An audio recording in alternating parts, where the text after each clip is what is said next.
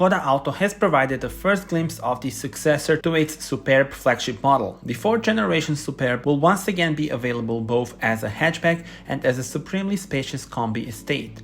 Czech car manufacturer has released the first official silhouette image of the new generation vehicle.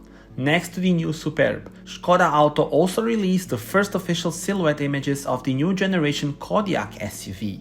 The new Superb, as well as the new Kodiaq, will be among brand's highlights of the year, marked by separate world premieres this autumn. Both cars will offer modern, efficient petrol and diesel engines, as well as plug-in and mild hybrid options. Stay tuned for more.